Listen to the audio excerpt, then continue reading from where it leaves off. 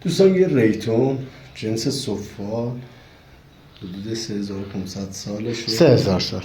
3000 تا 3500 سال. املشی. 38 سانت در 23 سانت. 38 در 23. بله. بذارش اینجا سنم. بیا. داشتم جزئیاتش بگیر. 38 در 23 سایزش دوستان. اینم جزئیات کار. سفال قرمز.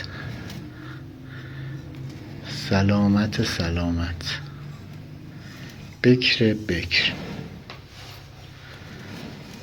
دو تا حیوان ما قبلی روشه. 38 در 23.